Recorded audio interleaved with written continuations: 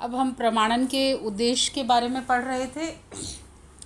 प्रमाणन के उद्देश्य क्या है, मैंने आपको पहले भी बताया है कि पूरी जो ऑडिटिंग है इसका एकमात्र उद्देश्य है लेखा पुस्तकों की जांच करना व अशुद्धियों को ढूंढना। ठीक है, तो लेखा प्रमाणन के प्रमुख उद्देश्य क्या होंगे? लेखों की शुद्धता एवं सत्यता प्रमाणित करना। प्रमाणन का मुख्य उद्देश्य लेखों की शुद्धता और सत्य को प्रमाणित करना कि वो जेन्युइन है या नहीं है, और उसके उचित प्रमाणक हम देख लेंगे और उससे हम उसकी सत्यता का प्रमाण है। दूसरा, व्यापार से संबंधित लेन देनों का लेखों का ज्ञान होना। प्रमाणन के आधार पर अंकेशक को यह विश्वास हो जाता है कि सभी लेन देन जो व्यापार से संबंधित हैं पुस्तकों में दिखा दिए गए हैं। ऐसा कोई भी लेन देन नहीं है जो छूट गया हो। व्यापार से संबंध न रखने वाले लेखों का ज्ञान।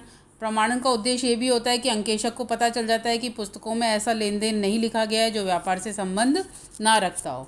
फॉर एग्जाम्पल, यदि कोई प्रमाणक कंपनी के नाम का ना होकर संचालक के व्यक्तिगत नाम का है, क्योंकि आप देखते हो जो बिल्स होता है उसमें नाम दर्ज होता है, भी किसने उसे परचेज़ किया या किसने उसे सेल किया। तो अगर वो जो कंपनी का ऑडिट करने गए हैं, अगर वो बिल जो हैं, जो भी कैश मीमोज की नकल है या जो भी डॉक्यूमेंट है, जो भी प्रमाणक हैं, वो उस पर कंपनी का नाम होगा।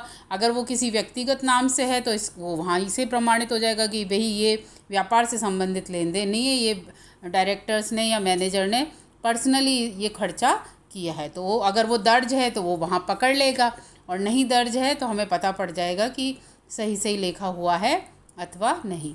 लेखों का अधिकृत होना। प्रमाणन का ये उद्देश्य है कि उसमें अंकेशक को ये विश्वास हो जाता है कि समस्त लेखे पूर्ण रूप से अधिकृत हैं। क्योंकि आपने देखा जितने भी बिल्स होते हैं सारे जो होते हैं उनको कोई लेखा अधिकारी या कोई ऑथराइज अधिकृत अफसर जो होता है वो उस पर सिग्नेचर करता है, उसे ऑथराइज करता है। उसके बिना कोई भी चीज़ आगे नहीं बढ़ती है। तो अंकेशक के लिए बहुत आरामदेह चीज़ हो जाती है अगर वो पहले से ही ऑथराइज्ड है, तो ये देख लेता है कि प्रमाणन अधिकृत है अथवा लेखा भी अधिकृत नहीं हो सकते हैं। दोनों चीज़ों की जांच इसके अंतर्गत हो जाती है। प्रमाणन का महत्व, सिग्निफिकेंस, इम्पॉर्टेंस ऑफ वाउचिंग। अगर हम प्रमाणन के महत्व के बारे में पढ़ें तो प्रमाणन अंकेषण की एक बहुत ही इम्पॉर्टेंट अंग है। क्योंकि आप देखो, वो प्रमाणकों और प्रमाणन के बिना अंकेषण नहीं है। अंकेषण ऑडिटिंग तभी है अगर आप किसी संस्था में जाते हैं, जांच करते हैं, तो आप किस चीज़ की जांच करोगे, क्या जांच करोगे? फॉर एग्जांपल, आप देखो कोई आप कहो कि हाँ मुझे सेल्स की जांच करनी, तो खाली वो आपको सेल रजिस्टर दे देंगे तो उससे तो जांच नहीं हो पाएगी। आप क्या देखोगे कि जो उसमें एंट्रीज़ हैं उनके अकॉर्डिंग कागज़ हैं या नहीं है, उनकी रसीद बुक्स हैं या नहीं है। तो अंकेषण की पूरी सफलता, जो ऑडिटिंग की पूरी सक्सेस है, कि सही से होने के लिए आधारित है प्रमाणन का कार्य चतुराई तथा पूर्णता के साथ किया गया हो। और भी अगर हम इस विचार पे प्रमाणन के महत्व पे प्रकाश डालें तो कई लोगों ने तो कहा है कि प्रमाणन अंकेषण की रीढ़ की हड्डी है। रीढ़ की हड्डी का क्या महत्व होता है हमारे बॉडी में, कि हमारी पूरी बॉडी किस पे टिकी हुई है? हमारी रीढ़ की हड्डी पे टिकी हुई है। इसी प्रकार जो अंकेषण है वो पूरा का पूरा किस पे टिका हुआ है? वाउचिंग पे टिका हुआ है।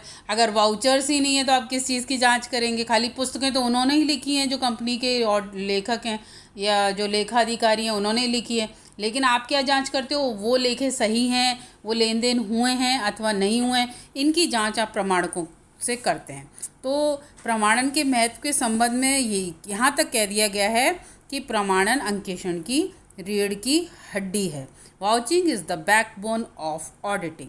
ये कथन बिल्कुल पूर्णतः सही है, इसमें कोई भी कमी पेशी नहीं है। क्योंकि जिस प्रकार मानव शरीर में रीढ़ की हड्डी का महत्व है, उसी प्रकार पूरे अंकेषण में प्रमाणन का महत्व है। जैसे हमारा ढांचा, शरीर का ढांचा रीढ़ की हड्डी पे खड़ा है, इसी प्रकार अंकेषण पूरा का पूरा किस पे खड़ा हुआ है? प्रमाणन पर खड़ा है। यदि हमारी रीढ़ की हड्डी कमज़ोर है तो हम ढह जाएंगे, और इसी प्रकार यदि प्रमाणन कमज़ोर या टूटा हुआ है तो ऑडिटिंग भी फेल है। ठीक है, तो ये इसके महत्व में बहुत सारी, मतलब पूरी अगर हम बिल्कुल डिटेल में देखें तो बेस जो है, आधारभूत जो नींव है वो ऑडिटिंग की क्या है? वो प्रमाणन ही है। ऑडिटिंग पूरी की पूरी ही इस प्रमाणन पर खड़ी हुई है। अतः प्रमाणन को अंकेषण का मूल तत्व, प्रमुख अंग अथवा मूल आधार कहना ही उपयुक्त होगा। आपको मैं बता दूं कि जो ऑडिटिंग है इसमें बहुत सारे आपकी बुक्स जो आप पढ़ेंगे उसमें आप पीछे देखेंगे कुछ केसेस दे रखे हैं जो कोर्ट केसेस हैं। तो कोर्ट केसेस के बहुत सारी अच्छे केसेस हैं, उनको आप याद करेंगे और अपने क्वेश्चंस में एज ए रेफरेंस देंगे तो आपको आपके आंसर्स जो हैं बहुत अच्छे हाईलाइट होंगे। और एक जनरल आंसर जो आप पढ़ पढ़ा के लिख देते हैं वो नहीं, उससे कुछ अलग आंसर होगा तो नेचुरली आपके नंबर बहुत ज़्यादा आएंगे। जैसे कि एक केस है प्रमाणन से रिलेटेड, हम बाद में कल या नेक्स्ट जो लेक्चर होएगा उसमें मैं आपको उस केस के बारे में बताऊंगी। इसमें इस केस का नाम है आर्मिटीज़ वर्सेस ब्रीवर एंड नॉट, आर्मिटीज़ बनाम ब्रीवर नॉट। इसके अंतर्गत इस मुकदमे में अंकेशक पर लापरवाही दोष इसीलिए लगाया गया था क्योंकि उसने पेटी कैश के प्रमाणकों और मजदूरों के लेखों के संबंध में कोई भी गड़बड़ी पकड़ने में वो असमर्थ रहा था। इसको हम डिटेल में पढ़ेंगे इस केस को, तो आपको बहुत मज़ा आएगा। और जब आप पूरा एक आपका 20 नंबर का क्वेश्चन भी आता है कि प्रमाणन अंकेषण की रीढ़ की हड्डी है, इन्वर्टेड कॉमा में लिखा हुआ, इसे साबित करिए। तो जब आप इसे साबित करेंगे तो आप इसके अंदर ये केस का रेफरेंस दे सकते हैं और इम्पॉर्टेंस ऑफ प्रमाणक जो है वो इसके अंतर्गत बताते हैं। ठीक है, तो ये जो मानव की कल्पना की जा, ये वही सारी चीज़ें रिपीटेशन है कि अंकेषण प्रमाणन के बिना संभव ही नहीं है। प्रमाणक काश्य, प्रमाणन तो था वाउचिंग, एंड अब हम पढ़ेंगे वाउचर्स के बारे में कि जो वाउचर्स होते हैं वो क्या होते हैं। प्रमाणक काश्य क्या है? Concept of voucher. वाउचर क्या होते हैं? रसीदें होती हैं। जब हम कोई बाज़ार सामान खरीदते हैं तो हम क्या लेके आते हैं? रसीद। ये रसीद किस बात का सबूत होती है कि हमने हाँ ये लेन देन हमारा उस दुकानदार से हुआ है। इसी प्रकार जो बिज़नेस होता है, व्यापार होते हैं, उसमें ढेरों लेन देन होते हैं, अनेक लेन देन होते हैं और जिनका पुस्तकों में एक लेखा किया जाता है। तो लिखित प्रपत्र यानी कि कोई रिटन पेपर जो होता है, जो सबूत होता है, वो हमारा उस सौदे को प्रमाणित करता है। तो अलग अलग विद्वानों ने इसकी परिभाषाएं दी हैं, जिसमें सबसे पहले तो ये है कि एक प्रमाणक जो है एक प्रपत्रीय गवाह है। इंसान होता है एक गवाह, तो कि वो आपकी गवाही देता है, लेकिन प्रमाणक क्या है? एक प्रपत्रीय गवाह हैं, गवाह के रूप में प्रदर्शित किए जाते हैं जिसके द्वारा पुस्तकों के लेखों की सत्यता जानी जा सके। एक प्रमाणक एक रसीद, एक बीजक, एक समझौता, एक मांग पत्र या संक्षेप में कोई भी उपयुक्त लिखित सबूत है जो कि लिखित सौदे की पुष्टि करता है, उसे हम प्रमाणक कह सकते हैं। ठीक है, इस प्रमाणकों को हम दो भागों में बांट सकते हैं, एक तो मूल और एक गौण। जैसे कि आप अगर आपने अपना 10th का या 12th का एग्ज़ाम दिया है तो जो उसकी मार्कशीट है वो तो आपका मूल प्रमाणक है, लेकिन वो कभी नहीं मिल रही है तो आप अपना कह सकते हैं कि नहीं मेरे पास एडमिशन कार्ड रखा है, मैं आपको एज ए सबूत के रूप में दिखा सकता हूँ, वो गौण प्रमाणक है। तो मूल प्रमाणक हिसाब किताब के लेखों संबंधित जो मौलिक लिखित सबूत होते हैं उन्हें मूल प्रमाणक कहते हैं। जैसे अगर हमने उधार क्रय किया है तो उसका बीजक मूल प्रमाणक होगा। और गौण प्रमाणक क्या होगा? हमने उससे चिट्ठी पत्री की है, उसे ऑर्डर दिया है, तो उसके संबंध में जो भी सबूत हैं लेन देन की प्रक्रिया में, उसे हम गौण प्रमाणक कहते हैं। प्रमाणन एवं अंकेशक की अगर हम स्थिति को समझें तो क्या हो सकता है, क्या क्या चीज़ें होनी चाहिए, हम पॉइंटर देख लेते हैं। प्रमाणन के संबंध में अंकेशक को निम्नलिखित बातों का ध्यान रखना चाहिए। प्रमाणकों का उचित रूप से फाइल होना, प्रॉपर रूप से वाउचर्स जो हैं वो उनकी फाइलिंग होनी चाहिए। ये नहीं है कि कैसे भी लगा, उनको तारीख वाइज, लेन देन वाइज ऐसे लगे हुए होना चाहिए। प्रमाणकों की जांच के संबंध में परीक्षण प्रणाली को अपनाना चाहिए। आपको मालूम है एक बड़ा व्यापार है, वहाँ हज़ारों लाखों लेन देन होते हैं और उन लाखों लेन देनों से संबंधित हज़ारों प्रमाणक होते हैं।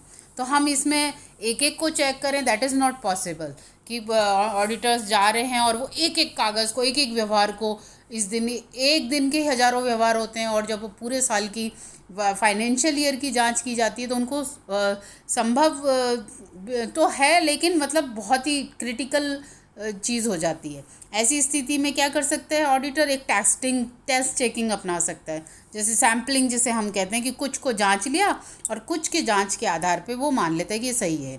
लेकिन ऐसा करने से क्या ये पूरा मतलब ये संतोषजनक हो ज़रूरी नहीं है, कुछ गलती भी रह सकती है। इससे क्या होता है, सिर्फ जो ऑडिटर होता है उसका काम कम हो जाता है, बट उसकी जिम्मेदारी बिल्कुल भी कम नहीं होती है।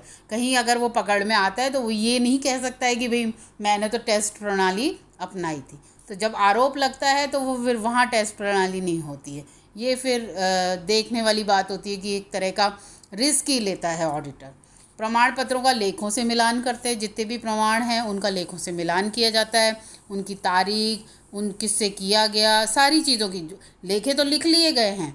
अब ऑडिटर का काम क्या है, उनकी जांच करना। तो जांच सिर्फ वहाँ लेखे पढ़ने नहीं जाता है, वो किसकी जांच करता है, जो उसके अगेंस्ट प्रमाणक हैं उनसे उन चीज़ों की जांच करता है। जहाँ अगर मूल प्रमाणक नहीं मिलते तो वो गौण प्रमाणकों को भी चाहे तो दे सकता है। परीक्षण जांच होने पर तो अंकेशक को गौण प्रमाण ही देखने चाहिए। वैसे भी कुछ व्यवहारों की गौण प्रमाणकों से पुष्टि अवश्य करनी चाहिए, क्योंकि बिल्स झूठे हो सकते हैं। मिलान के समय प्रमाणकों की जांच संबंधित विशेष ध्यान रखना। प्रमाणक जो होते हैं उनकी अगर उनको जांच करते समय बहुत ही उसको ध्यान रखना पड़ता है। प्रमाणक उसी संस्था के नाम होने चाहिए। प्रमाणक व्यापारिक लेन देनों से संबंधित है या नहीं है। मान लो कंपनी का संचालक है, उसने फर्नीचर ख़रीदा है खुद के पर्सनल यूज़ के लिए, लेकिन उसको बिल्स कंपनी में लगा दिए हैं, तो उससे संबंधित है या नहीं है। उनकी तारीख, उनकी अवधि फाइनेंशियल ईयर का ही होना चाहिए।